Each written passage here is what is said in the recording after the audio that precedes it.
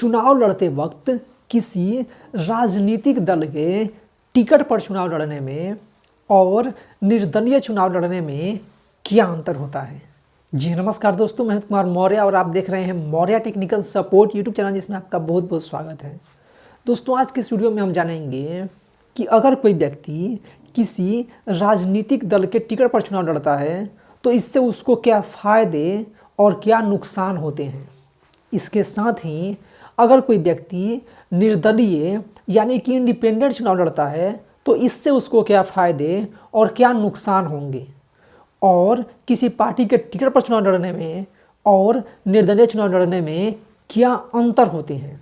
यानी कि इन दोनों के बारे में वो सभी महत्वपूर्ण बातें जो हम सभी को जाननी चाहिए, वो सभी इस वीडियो में हम जानेंगे। तो चलिए वीडियो को शुरू करते हैं।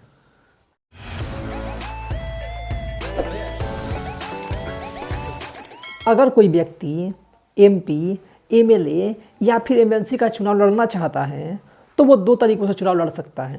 पहला तो वो किसी पार्टी के टिकट पर चुनाव लड़ सकता है और दूसरा वो निर्दलीय यानी कि इंडिपेंडेंट चुनाव लड़ सकता है, यानी कि बिना किसी पार्टी के टिकट के एकदम स्वतंत्र। तो अगर कोई व्यक्ति किसी पार्टी का ऑफिशियल कैंडिडेट होता है, वो किसी पार्टी को ज्वाइन करता है, उसका मेंबर बनता है और उसके बाद उस पार्टी का टिकट लेता है, उसका ऑफिशियल कैंडिडेट बन करके चुनाव लड़ता है, तो इसे कहा जाता है कि वो किसी पार्टी के टिकट पर चुनाव लड़ रहा है। जैसे कि मान लीजिए कि अगर मैं कोई पार्टी ज्वाइन कर लेता हूँ और उस पार्टी से टिकट हासिल करके और तब चुनाव लड़ने के लिए आता हूँ, तो इसका मतलब है कि मैं उस पार्टी का ऑफिशियल कैंडिडेट हूँ और मैं उस पार्टी के टिकट पर चुनाव लड़ रहा हूँ। अब ये टिकट क्या होती है और टिकट मिलता कैसे है, इन दोनों विषयों पर मैंने पहले ही वीडियो बनाया हुआ है। अगर आपने वो वीडियो नहीं देखा है तो उसकी लिंक आपको डिस्क्रिप्शन में मिल जाएगी, या फिर आई बटन पर क्लिक करके भी आप उन वीडियोज़ को देख सकते हैं। वहीं अगर बात करें निर्दलीय कैंडिडेट की यानी कि इंडिपेंडेंट कैंडिडेट की, तो इसका मतलब ये है कि जब कोई व्यक्ति किसी पार्टी का ऑफिशियल कैंडिडेट नहीं होता, किसी पार्टी का वो सदस्य नहीं होता, बल्कि अकेले खुद अपने दम पर चुनाव लड़ता है, जिसे कहा जाता है इंडिपेंडेंट कैंडिडेट। अब अगर कोई व्यक्ति किसी पार्टी के टिकट पर चुनाव लड़ता है तो उस पार्टी का जो सिंबल होता है, जो चुनाव चिन्ह होता है, वही उस व्यक्ति का चुनाव चिन्ह होता है। अगर उस चुनाव चिन्ह पर कोई वोट देता है तो वो वोट उस व्यक्ति के खाते में जाएगा। ठीक है, जैसे मान लीजिए कि मैं कोई पार्टी ज्वाइन कर लेता हूँ, सपोज दैट कांग्रेस। तो अगर मान लीजिए कि कांग्रेस से टिकट लेकर के मैं चुनाव लड़ता हूँ, तो अगर कोई व्यक्ति जिस क्षेत्र में मैं चुनाव लड़ रहा हूँ वहाँ पे अगर कांग्रेस का बटन दबाएंगे तो वो वोट मुझे मिलेगा। ठीक है, मेरे खाते में जाएगा। लेकिन वहीं अगर बात करें इंडिपेंडेंट की, तो इंडिपेंडेंट का कोई पहले से तय सिंबल नहीं होता। जब अगर मान लीजिए मैं इंडिपेंडेंट चुनाव लड़ रहा हूँ तो ऐसी स्थिति में जब मैं नामांकन करूँगा तो उसके बाद जो इलेक्शन कमीशन है वो मुझे एक सिंबल देगा। अब वो सिंबल कुछ भी हो सकता है, बैगन, भंटा, कुछ भी। ठीक है, वैसा सिंबल जो कि पहले से रजिस्टर्ड नहीं है। ठीक है, पहले से वो किसी पार्टी को नहीं दिया गया है, वैसा कोई सिंबल मुझे मिलेगा। और अब उस सिंबल का जो बटन है उसको कोई दबाएगा तो वोट मुझे मिलेगा। ठीक है, तो इन दोनों में डिफरेंस जो था वो उम्मीद है आपको समझ में आया होगा।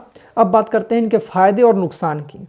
तो अगर मान लीजिए कि कोई व्यक्ति किसी पार्टी के टिकट पर चुनाव लड़ता है, तो वैसी स्थिति में जैसे कि मैंने आपको पहले बताया कि उसका पहले से सिंबल रहेगा, तो वो सिंबल सभी लोग जानते होंगे। जैसे मान लीजिए कि अगर कोई व्यक्ति बीजेपी से चुनाव लड़ता है तो सभी लोग जानते हैं कि बीजेपी का सिंबल कमल का फूल है। तो उस व्यक्ति को जो उस बीजेपी के टिकट पर चुनाव लड़ेगा, उसे घर घर जाके ये बताने की आवश्यकता नहीं पड़ेगी कि आप मेरा कमल का फूल है, आप कमल के फूल पर बटन दबाइएगा। वो सब लोग जानते हैं कि वो बीजेपी का अगर कैंडिडेट है तो इसका मतलब है कि कमल का फूल ही उसका सिंबल है। तो ये एक फ़ायदा हो जाता है टिकट पर चुनाव लड़ने से। लेकिन वहीं अगर बात करें जो निर्दलीय लड़ेगा, उसको तो इलेक्शन कमीशन बाद में सिंबल देगा। ठीक है, नामांकन होने के बाद। तो अब नामांकन होने के बाद उसे जल्दी जल्दी जा कर के प्रचार करना होगा और सबको बताना होगा कि ये मेरा सिंबल है और इस पर बटन दबाइएगा तो मुझे वोट मिलेगा। तो ये एक नुकसान हो जाता है जो इंडिपेंडेंट कैंडिडेट होते हैं उनका। अब बात करते हैं आइडियोलॉजी की।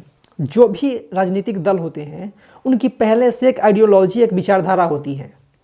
तो इस विचारधारा के कारण जो भी उस पार्टी के टिकट पर चुनाव लड़ता है उसको कुछ फ़ायदे भी हो जाते हैं और कुछ नुकसान भी हो जाता है।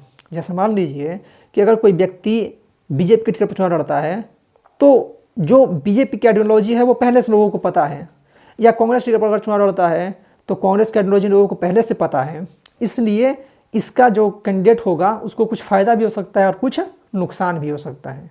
वहीं जो इंडिपेंडेंट कैंडिडेट होगा वो अब खुद लोगों के सामने जाएगा और बताएगा कि मैं क्या सोचता हूँ, मैं क्या करूँगा।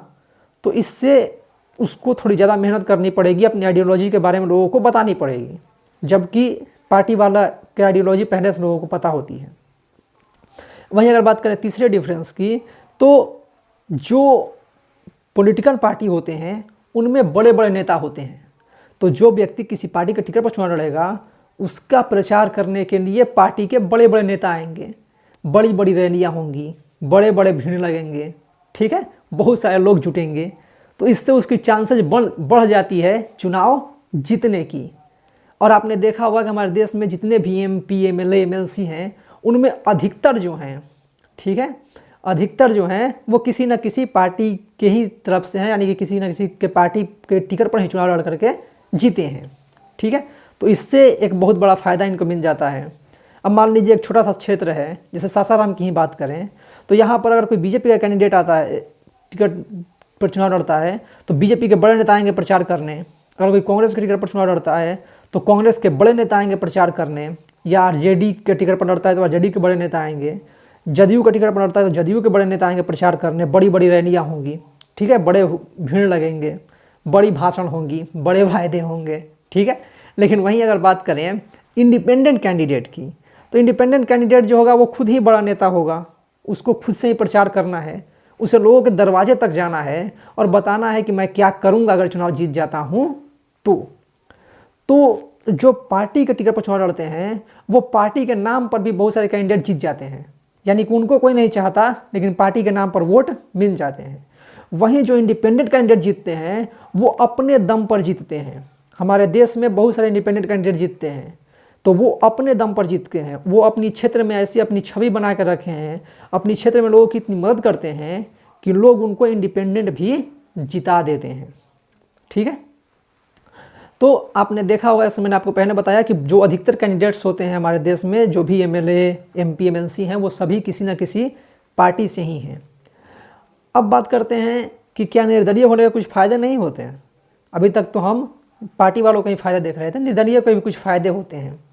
तो निर्दलीय का फ़ायदा ये होता है कि अगर कोई व्यक्ति निर्दलीय चुनाव जीत जाता है, तो अगर मान लीजिए जैसे हमारे यहाँ की ही बात करें, तो अगर ऐसा हो, कभी ऐसी सिचुएशन बने कि 1-2 MLA कम हो या कुछ MLA की संख्या घट रही हो मुख्यमंत्री के पास या किसी पार्टी के पास, जिससे कि वो सरकार बना सकें, तो वैसे में जो इंडिपेंडेंट कैंडिडेट्स हैं वो अपना समर्थन दे सकते हैं।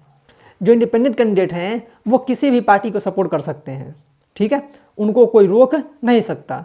लेकिन वहीं जो किसी पार्टी के टिकट पर चुनाव लड़े हैं वो तो अपनी पार्टी की आइडियोलॉजी को ही फॉलो करेंगे, वो अपनी पार्टी के जो इंस्ट्रक्शंस होंगे उन्हीं को फॉलो करेंगे।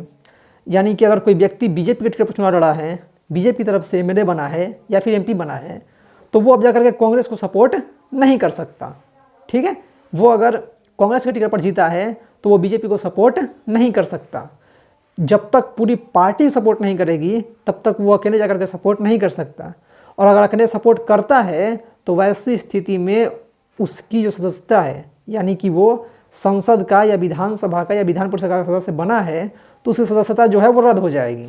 अब इसके पीछे भी नियम है कि कैसे रद्द होगा, क्या होगा, लेकिन बेसिक बात यह है कि अगर कोई व्यक्ति किसी पार्टी के सिंबल पर चुनाव लड़ता है तो उससे उस पार्टी के इंस्ट्रक्शन को फॉलो करना होगा। अगर इंस्ट्रक्शन को फॉलो नहीं करता है तो उसकी सदस्यता, यानी कि चुनाव लड़ के जो वो बना है वो नहीं रह पाएगा, ठीक है। जबकि जो इंडिपेंडेंट कैंडिडेट हैं वो किसी को भी सपोर्ट कर सकते हैं, वो चाहें तो बीजेपी को सपोर्ट कर सकते हैं, कांग्रेस को सपोर्ट कर सकते हैं, समाजवादी पार्टी को सपोर्ट कर सकते हैं, जदयू, कांग्रेस, जिसको चाहे उसको सपोर्ट कर सकते हैं, ठीक है। यह इनका सबसे बड़ा फ़ायदा हो जाता है और पार्टियों वालों का सबसे बड़ा नुकसान हो जाता है। तो इस तरीके से इन दोनों में जो बेसिक डिफरेंस थी उसे मैंने बहुत ही संक्षेप में आपको बताने की कोशिश की है। अगर कहीं पर आपको कुछ समझ में नहीं आया हो या फिर आपके मन में कोई कन्फ्यूजन हो या फिर आप कोई और चीज़ पूछना चाहते हैं तो उसे कमेंट बॉक्स में ज़रूर लिखिएगा। उम्मीद है आपको वीडियो पसंद आई होगा। अगर वीडियो पसंद आई हो तो लाइक का बटन जरूर दबा दें, वीडियो शेयर करें और हमारे वीडियोज़ के बारे में, हमारे चैनल्स के बारे में जो भी सोचते हैं उसे कमेंट बॉक्स में ज़रूर लिखें और हमारे वीडियोज़ को हर जगह शेयर कीजिए ताकि सब तक ये महत्वपूर्ण जानकारियाँ पहुँचती रहें। वीडियो को पूरा देखने के लिए बहुत बहुत धन्यवाद।